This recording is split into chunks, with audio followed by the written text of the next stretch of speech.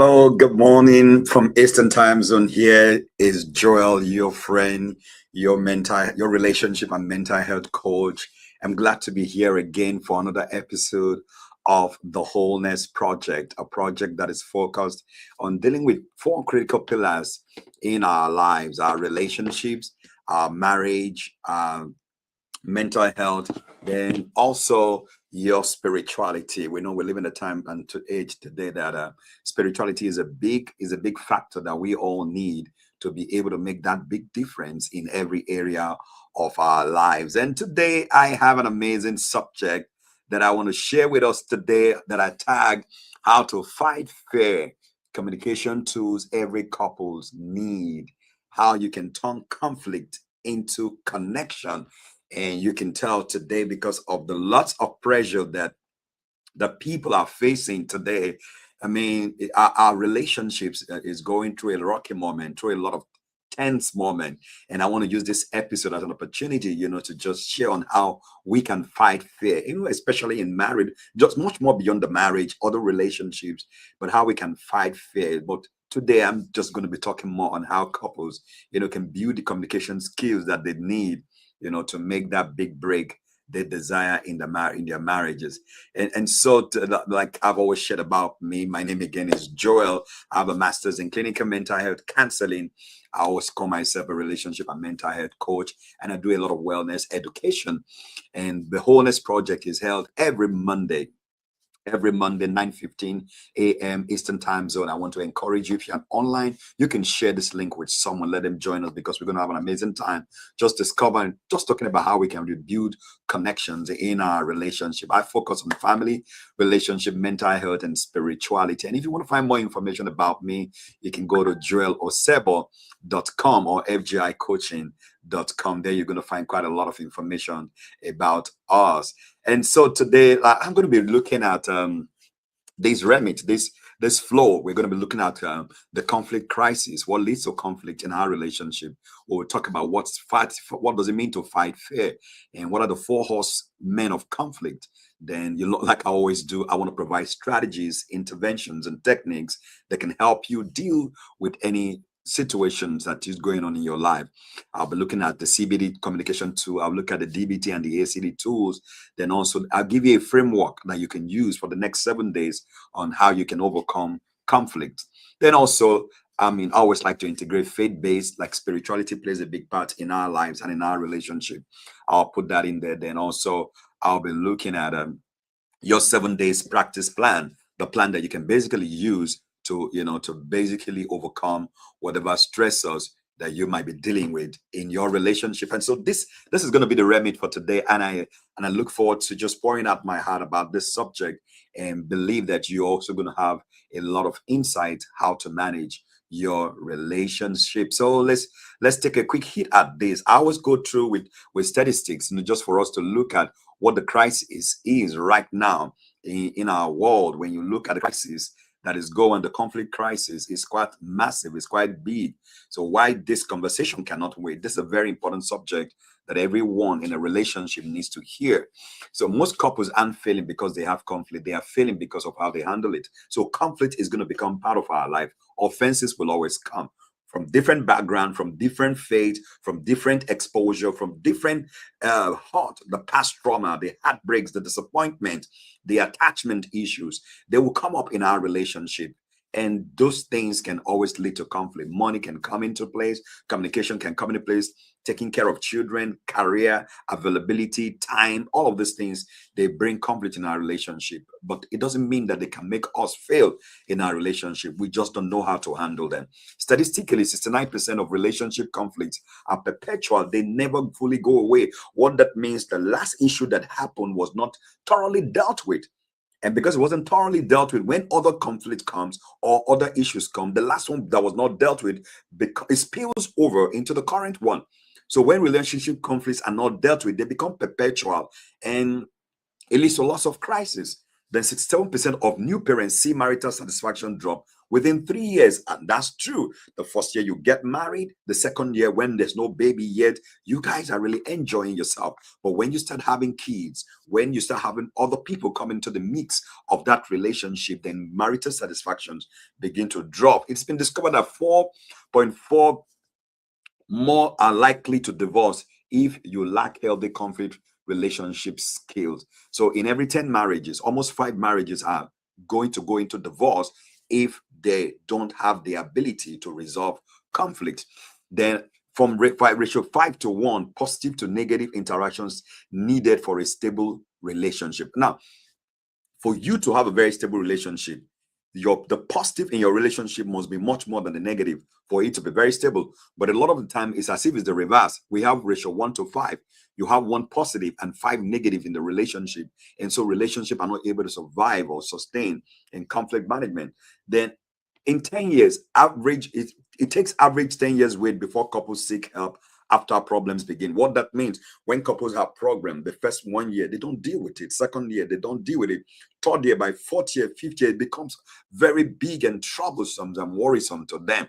So it is important that couples learn how to deal with relationship when they come. We don't wait until they become troublesome, until they becomes really you can handle it again. So that 10 years for us to wait because we solve before we solve our problems makes it more difficult for conflicts to be resolved. Then also you discover that 93% of communication is non-verbal.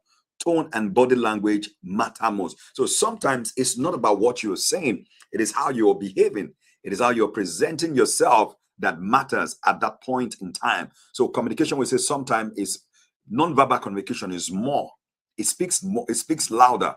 We always say action speaks louder than word. That's what it means. Our actions, what we do, with the things we say we want to do, we don't do them, but our actions speak louder. And that can a lot of the time bring very intense situation to our marriage. But just wanted to take some chill pill and relax. That this series we're just going to I'm going to provide you with lots of tools that will help you deal with different levels of communication distress in your marriage. I want us to quickly take a look at this when it comes to our mindset. What is fighting fair? Because we need to know, what does it mean to fight fair? Because rightly, there will always be conflict, there will always be challenges coming up. So when we talk about fighting fair, it means about the mind shift that changes everything. Knowing that when fighting fair is not about winning arguments. Sometimes it's, oh, I want to win this argument. I'm right about this. No, it's not about who is right or who is not right. It is about winning together. It is a commitment to pursue understanding over victory. I'm going to take that again. It is the commitment to pursue understanding over victory, connection over being right, and repair over retaliation. I really want to lay some emphasis on this. Look, when it comes to resolving conflict in our relationship, I want you to take a look at that. It is about winning together. It is a commitment to pursue understanding over victory, then connecting over being right, and repair over retaliation. But you know that a lot of the times in our relationship, we want to retaliate. We want to just give the person back. He has hurt my emotion. She has hurt my emotion. I want her to feel the pains that I'm feeling. But with fighting fair, it is about both of you having victory and both of you winning together. And I'm going to be sharing tools that is going to help us achieve this. I want us to take a look at this. When it comes to fighting to lose, the wrong goals. When it's about, I want to be the one to win, I want to be the one to win that argument. This happened. To win, fighting to prove you are right shuts down your partner and escalates the emotion. So if every time you want to be the one to win, you want to be the one to have the upper hand in the conversation or in the issue, you know what's going to happen?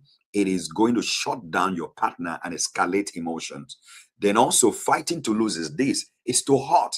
When you're fighting, when you're in a conflict and it's about hurting each other, using knowledge of your partner's wounds as weapons destroys safety and trust. So a lot of the times you hear women or men say, I'm not safe in this marriage. I can't find safety in this marriage. I don't trust you in this marriage. You know why? It is because you're using the heart of your partner, their wounds, against them. So there's no way both of you can build trust and safety.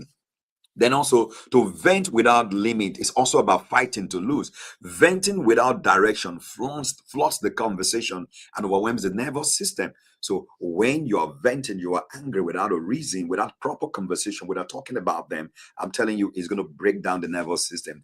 Then fighting to lose is also to avoid silence and withdrawal are not peace. They are resentment building on the ground. I'm going to take that again. Look, every time that you are having a quarrel or misunderstanding or a conflict moment with your spouse, and there's a lot of withdrawal and silence, it does not mean peace. A lot of the time we think, oh, I want to maintain peace. I want there to be peace because I don't want there to be conflict. I don't want there to be quarrel. That's why I'm not talking. That's why I'm withdrawn. No, that is not what is happening. Every time you withdraw, every time you are silent, it doesn't mean there is peace. It means that there is resentment that is building on the ground. And we need to be very mindful about this, fighting to lose. A lot of the time we think we are fighting to win, but we're actually fighting to lose because they are the wrong goals. But let's take a look at it together when fighting to win together.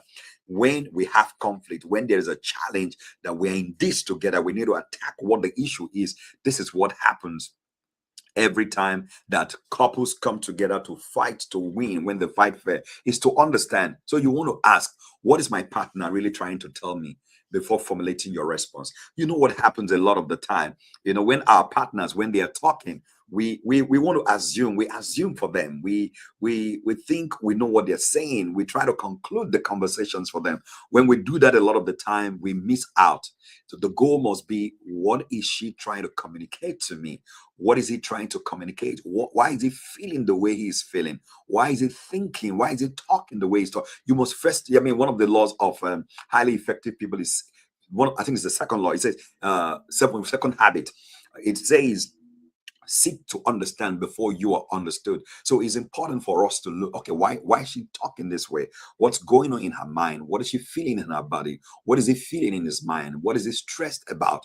When we seek to understand what our spouses are dealing with, then we can win together. We can address those issues together. Then to solve together. When it comes to fighting to win together, we want to seek understanding. They want to solve together. What does that mean? We treat the problem as the enemy, not each other, side by side, not face to face. So this is a very big skill we need to learn.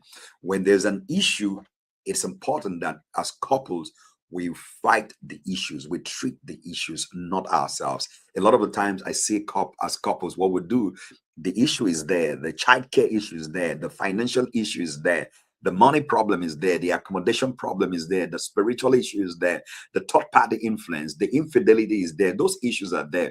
But what we do, instead of working together to address the issues, we are fighting against each other. The goal is side by side, not face to face. By side, we are able to confront the issues that is bringing stress to the marriage. Then also to express needs. When it comes to fighting to win together, is about expressing needs. So what happens at this stage is state what you need clearly, calmly, and specifically using I statement. What does that mean? So when there's a conflict, where there's an issue, it is important that you express what you need. A lot of the time we focus on what the problem is, what the problem is, what the problem is, what the problem is, what the issues are, what the conflicts are. But instead of saying, I want to be loved. I want to be treated with respect. I want to be cared for. I want you to spend more time. So using the I statement means you express what you need. You state it clearly. From a spiritual angle, there's a scripture in Proverbs 15 that says, "A soft answer turns away wrath." So when there's conflict, and instead of having that shouting bout and that shouting match, we learn to speak with respect, calmly with one another. You know what happens? Then we're able to treat those issues as they come up. Then also, when it comes to fighting to win together, it is about to repair and reconnect. What does that mean? The goal of every hard conversation is to end closer, not to just less angry. So what that means is, every time you are in a conflict situation, the goal is, how do we repair this and reconnect? Because a lot of the time when relationship or communication is broken, it's difficult to reconnect. It's very, very difficult to connect. It's difficult to make love together. It's difficult to spend time together. It's difficult to do things together. So that's why we have to be mindful.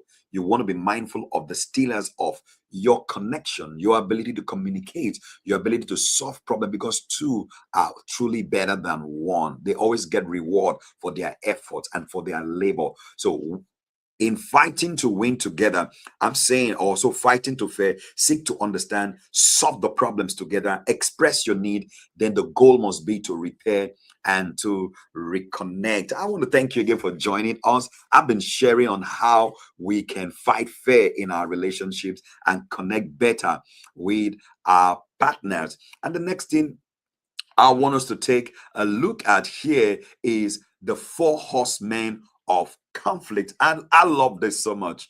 I mean, if you understand these four horsemen of conflict, you're going to practically avoid a lot of tension in your relationship and your marriage. And I want you, if this is the only piece you can take out of today's discussion on how to fight fair, the tools that every couples need, I'm telling you, you've gained so much from just today's conversation. When you understand the operation of this four horsemen, you are going to have little or no stress in your relationship, in your marriage. Now let's take a quick peek and quick look at what these four horsemen are. And we want to give a credit to Dr. John Gottman of the Gottman Institute. He did something amazing, because from this research you're able to know what kills relationship. And this is not just about marriage alone. Every form of relationship that you are engaging in with other people, when you understand this research and how it works, you can avoid every manner of conflict. He studied over 40,000 couples for over 40 years, and he identified four behaviors that predict divorce with 91% accuracy. But you know the beautiful thing, each of them has an antidote. And I always say here, in addition to the antidote, your coaching engagement with us, I tell you, will help you to overcome all those conflict issues in your relationship. Now, the first husband is called criticism. I'm sure a lot of us know this. What does it mean to criticize our partners? Is about attacking your partner's character instead of a specific behavior. So the character of your partner is the whole existence of that individual. Their being, their makeup. When you start attacking them, attacking who they are, attacking their personalities, you know what? It's going to really cause big time conflict. What we're supposed to address is the specific behavior. Is it the lie? Is it the dishonesty? We focus on that instead of generalizing. Oh, this is how you will always behave. It affects the process of healing. It affects the process of restoration. So what does that mean? You never listen. You are so self-centered. You're attacking the whole thing. You're not addressing that issue. Okay, what is it self-centered about? What does it need to listen to you about? That's what you should zero in. And what is the antidote there? Gentle startup. So how do you do that? I feel unheard when you check your phone during dinner. Can we talk about that? So you, instead of saying, oh, you're always looking at your phone, you don't want to talk, you're always distracted. You know what? You're attacking that individual at that moment. They might not even want to listen to you. But just say, I feel unheard. Remember using the I statement, how that action causes you to feel. When you do that and you do it in the very calm way, I tell you, you're going to get a better response. I'm very guilty of that. But I've learned to, oh, okay. Like recently, my wife has said to us, look, we must learn to get off phone so that we don't get the kids into the habit of thinking that we can do other things without holding our phones. So we have to deliberately look at the issues and address them. The second horseman here is called contempt. What does it mean? Treating your partner as inferior, mockery, eye rolling, sarcasm, name calling. Or for example, that's the dumbest idea. I can't believe I married you. When you show contempt to your partner, you're breeding conflict, and it kills the relationship. It kills the relationship. When contempt is the base, is the foundation of your relationship, of your marriage, or any other form of human relationship that we have, it kills that relationship. So you want to avoid contempt in addition to criticism. Then and what is the antidote for contempt? Build appreciation.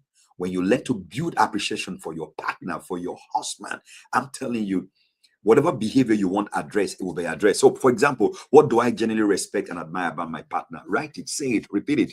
Tell them how what you appreciate them. Yes, there might be a conflict point, there might be a gap that needs to be corrected, but let them know how much you appreciate them. When you tell them how much you appreciate them, your spouse, your wife, your fiancé, your fiance, whoever they are in your space, they are able to come up to that expectations you want them to have. Then the third horseman that I want us to take note of is defensiveness.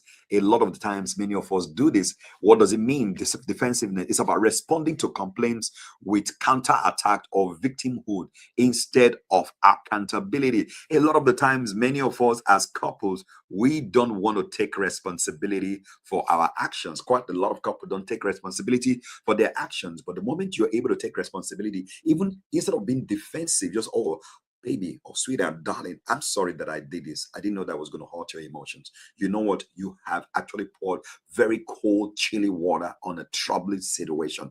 But when we don't accept our responsibility, we're trying to prove a point that we are smart, that we are right. You know what? It's going to kill the relationship.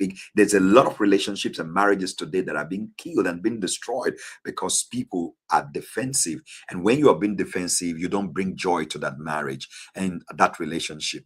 So sometimes people say, oh, it's not my fault. You are the one who always starts it. No, don't do that. Accept your responsibility there. So, antidote for it is accept responsibility. You are right. I've been distracted. I can own that. Tell me more about how it affects you. And you know what? It's a great conversation starter. Every time we are able to let our spouses know that our actions hurt their emotions, it's a great conversation starter. And it just makes the relationship work out better with big trust. Now, let's look at the fourth horseman that actually kills relationship is called stonewalling. What does it mean to stonewall? Shutting down, withdrawing, and going silent. It floods the nervous system and it shuts you down. You know what happens a lot of the time because, oh, I want to maintain peace because I don't want to react, and I just keep quiet and I want to be in my own little space. I've seen how that has crippled a lot of relationship and a lot of marriage. When you withdraw, when you keep silence, you think you want to maintain peace. No, but instead you're creating more wars. So that's why it's important we learn to communicate, we learn to talk, no matter how difficult. In relationship, we must learn to have hard conversations, because if we don't have hard conversations, then we cannot soar, we cannot grow, we cannot be the best of ourselves in our relationship. So, for example, giving the silent treatment, leaving the room, refusing to engage for hours. We do this. I used to be I always say I had PhD on this in this area. You want to give that silent treatment, you want to leave the room, you want to refuse to engage. Sometimes for a lot of couples, the engagement that baffles me, it goes more than just some few hours. Some couples go days, they go 2 days, they go 3 days. Some couples go 1 week and they don't talk to each other, they don't engage, and that can be very disastrous. It kills the marriage, it kills the relationships.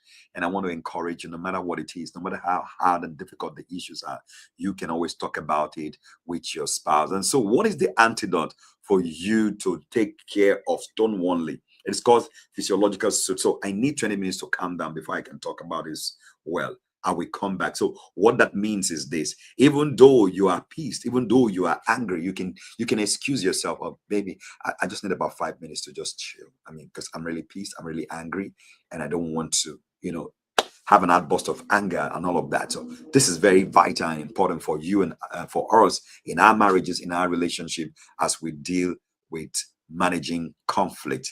Oh, I hope this tidbits are helping you out there, because I know this is something very beautiful. We're also going to do a replay of this. But if you want more information on this, you can actually reach out to us. You can send an email to joelosebo at fragranceofgrace.org, or you can go to www.joelosebo.com, and you just book an appointment for us to just chat and talk about, for 15 minutes to 20 minutes discovery call about any issue you are dealing with, whether marriage, relationship, mental health, or spirituality. Let's go on with this amazing subject. The next thing I want to take a quick look at are some tools that can help you rewire the thoughts that escalate conflict. Your reaction to your partner is almost always a reaction to the story you tell about what they did. So every time you you react, whether positively or negatively, to your partner is as a result of the things, of the stories that you've told yourself based on the things that are happening to you. So I'm going to be sharing some quick tools with us, starting with the CBT communication tools, which means cognitive behavioral therapy. So this technique basically addresses your thoughts. It addresses how you're feeling, it addresses how you're thinking, because a lot of the time before we get into very hot conflict or hot argument, it impacts our feelings, and whatever impact your feelings impact your emotions, and what impacts your emotions impact your thoughts a lot of the time. So with the CBT techniques and strategies and interventions, they just help you handle this situation better. So the first thing I want us to do is catch the cognitive distortion. So what is wrong? For example, you never listen. This marriage is over. None of these are fact. Every time we say those things, we're very quick to say this marriage is over. We're going to divorce. Oh, I'm breaking up this relationship because this thing. Oh no, look, it's a lot of cognitive distortion, because none of these are fact. They are feelings in disguise. So a lot of the time we say feelings are not fact.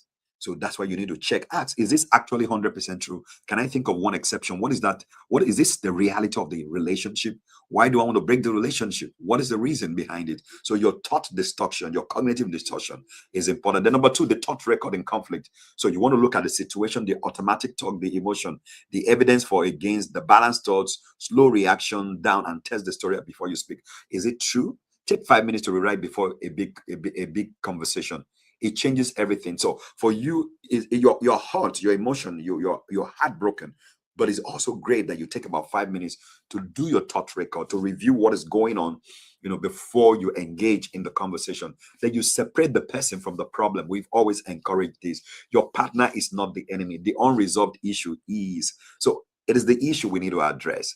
But with the CBT, you reframe, my partner is terrible, to we have a specific problem that needs a specific solution. So it's not about attacking the individual. When in relationships and marriage, we are attacking our partners or our spouses, then we won't be able to deal with the conflict solution. Don't forget, you have to sit side by side on the same couch, not face to face across the table. When it's face to face across the table, the tension gets high, but side by side, you are able to talk over the issue. Then number four, the soften start up formula. What does it say? You begin to use your I statement. I feel. What do you feel? I feel sad about your lying. I feel sad about you coming home late. I feel sad that you don't pay attention to me. You need to state your need clearly. A lot of the time we don't state our needs. We state the problems, we state the issues. State what you need for the man, for the woman, for the business partner, any relationship. State what you need. This replaces criticism with vulnerability and turns defensiveness into dialogue.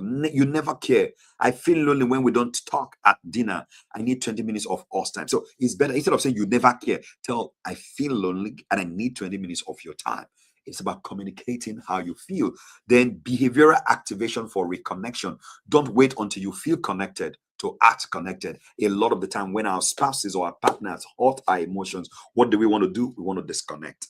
And every time we think we are disconnecting to be at peace, we're actually making the problem or the issues worse. So schedule physical closeness deliberately, shared meals deliberately, and daily check-ins. Action creates the feeling, not the other way around. Sometimes we think we want it is the way we are feeling that is going to create the kind of actions we want. No, no, friends, look, your feelings can never create the kind of actions you want. It is your action that creates the feelings that you want. So we call that behavioral activation. A lot of the times, I know when partners, they are angry, they don't talk to each other, they don't spend time to each other. With behavioral activation, what we encourage is this: talk to each other, still go out together, have your physical touch, eat together. You know what? Those actions have a way of triggering the feelings that you want. Then you begin to discuss what the issues and what the challenges are. Then the number six, when it comes to cognitive behavioral therapy that can help you connect, you repair attempt recognition. What does that mean? A repair attempt is anything that stops conflict from escalating. Humor, a thought, I'm sorry, timeout requests, learn to notice and accept them even mid argument. Successful couples don't fight less, they repair faster. Now look, it is about repair. How do we repair what is going bad?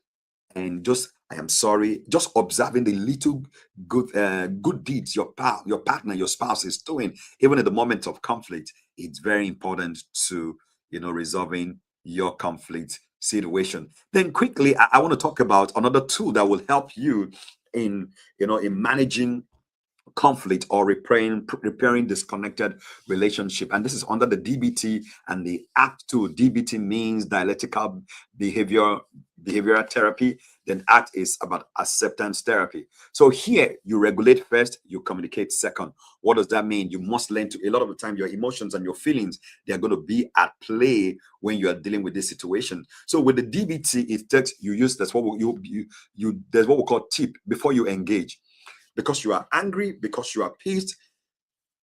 Everything in you wants to fight. Everything wants to retaliate. Everything wants to give it back to your partner or back to your spouse. But what we encourage here is, before you engage, there's what we call the tip, the temperature. Use cold water on your face. You can take some exercise for 30 seconds. You can do pace breathing, 4 count in, 6 count out. You can do progressive muscle relaxation. You can use tip before re-entering a heated argument. What I'm saying here with this particular intervention is, before you engage, make sure you're calm. It can be you're using cold water, or you just go to your freezer, the frozen blueberry or frozen vegetable. You can put it on your face. You can pour cold water on your body before you engage, because when you're angry, everything, your nervous system is broken down and you want to retaliate. So with the tip, you can basically calm down and before you engage. Then there's what we call the dear man: get needs met assertively. Express your feelings, express your emotions, negotiate, appear confident, stay mindful. All of these things help in that process. Then there's what we call the give skill. You protect the relationship. The relationship is very vital. It's more important than the issues. You know what? A lot of the times, what breaks relationship, what kills relationship is the issues. Whereas the individuals, the two individuals that are involved in this relationship, they are bigger and better than the issues. So what I'm saying, you are more valuable than the issues that are creeping up in your relationship. You're more, you and your partner, you and your spouse, you're more valuable than the issues you deal with. You are intelligent people. You are smart people. The issues can be addressed. It could be of habit. It could be of character. It could even be as a result of a third party interference. Both of you together, two of you are more powerful. Two are better than one. It is true every time and all the time. You just need to see that your relationship needs to be more be protected from the issue. Then there's what we call the wise mind. It's about you. Is that you're having a rational mind, or you're having a logical mind, or an emotional mind. Yeah, it's good to be logical. It's good to be emotional, but the wise mind is the center. The wise mind is balancing rationality and emotionality together to make the right decision. Then radical acceptance of differences. Sometimes some disagreements, won't be resolved. 69% are perpetual. Radical acceptance means I accept this is how my partner is. How can we live with this difference rather than fight about it? A lot of the time, there are so many things you can change about your spouse, about your partner. You cannot, a lot of things, but you know what you can do? And that's why spirituality is very critical in the process for us. You can pray for them. A lot of us are going to be struggling with so many things in our lives. People are struggling with their past hurt, past attachment issues, past parental disappointment, so many things that have happened to them. And you can change them. You cannot change people overnight. You cannot transform people overnight. We do not have power to change people. We do not have the power to transform the lives of people. Only their faith, their spirituality, their religion that has the power to do the transformation they need in their lives. So sometimes you might think, have I made the biggest error in your life, in my life? You might struggle with that. But with spirituality, your faith in God, your faith in value system that is driven by spirituality can always help us, handle the things that we are not able to change in our life. Then with the acceptance and commitment therapy strategy that can help you repair your relationship when it's broken, is diffuse from conflict story. So diffuse from conflict story, what does that mean? Notice the narrative you run. My partner does this to hurt me, or they will never change. Label it. I notice I'm telling myself the story that. This creates space between trigger and response. What does that mean? Is you need to be able to interpret what is going on. Evaluate it. Don't allow your emotions and feelings to drive you to respond to your partner.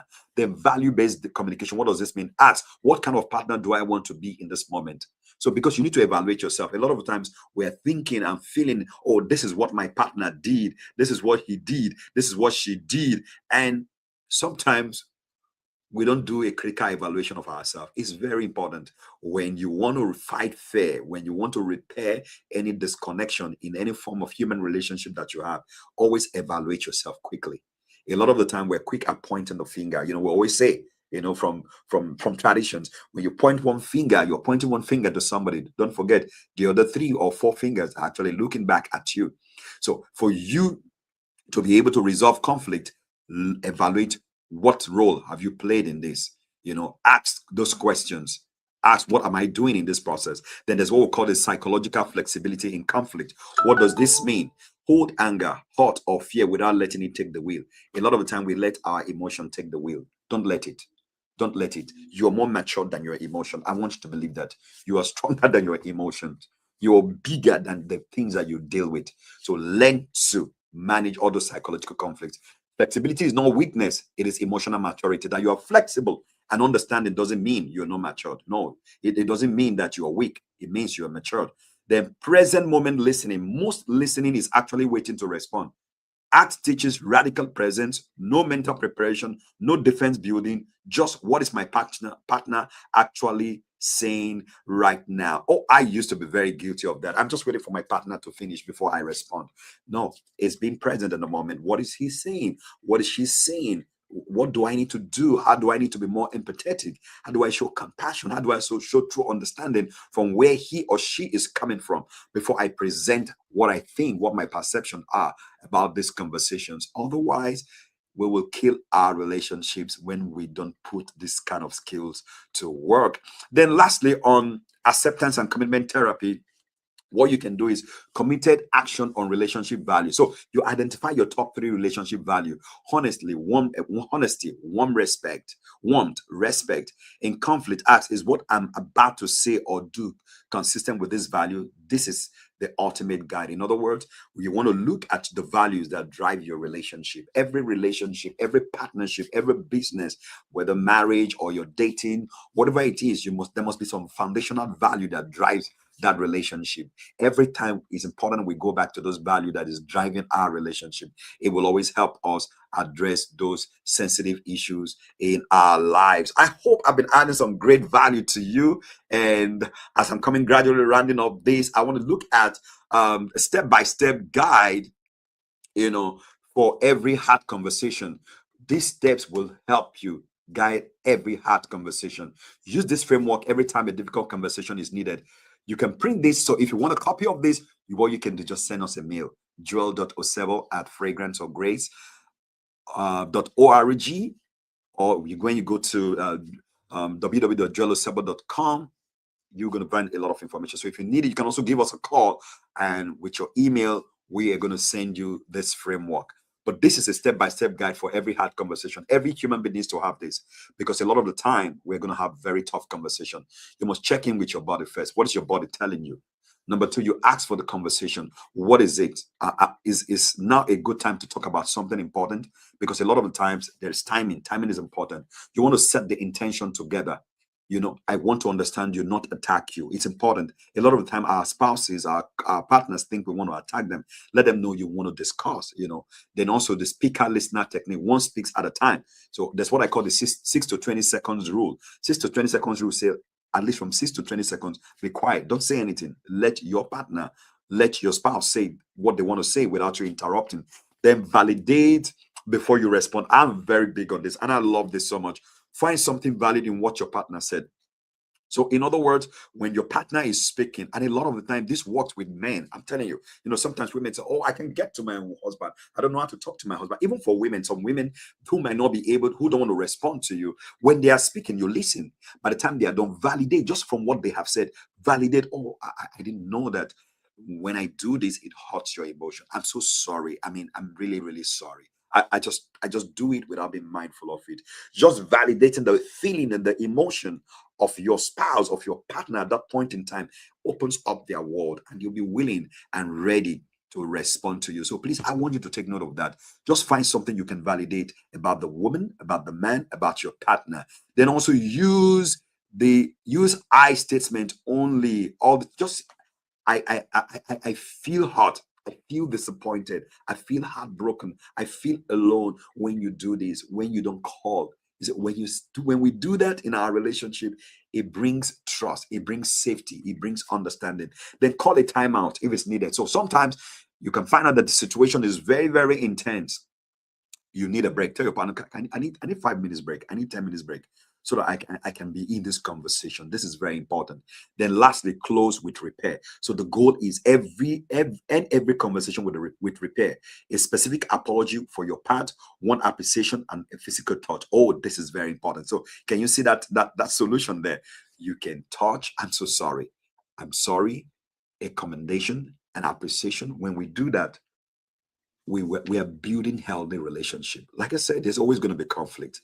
We get engaged in conflict to repair and reconnect, not to demoralize or bring down one another, because there will always going to be conflict within and outside. But the way we approach it, it matters a lot, a lot, a lot. All right, okay. Then quickly, when it comes to integrating spirituality in the process, what God says about words, conflict, and repair.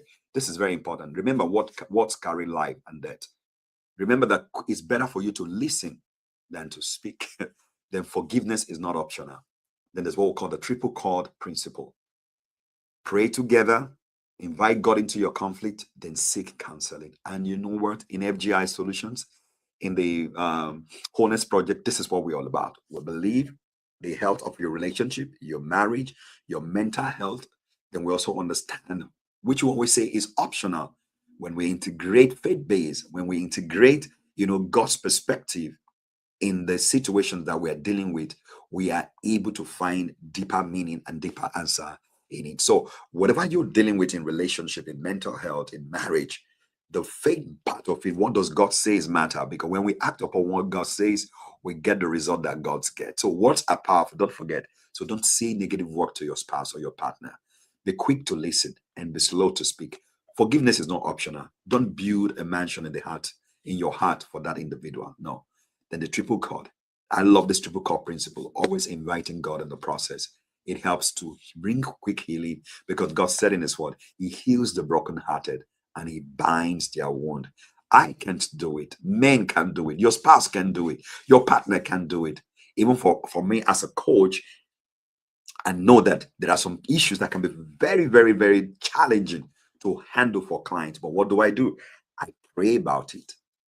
I ask God for his wisdom to be able to go to the past, for them to be healed, to be in the present, and for them to have a very viable future. So faith-based can help in the process of repairing our broken relationship. And this is going to be what I want to call your 7-day challenge, something that can help you, fight fair.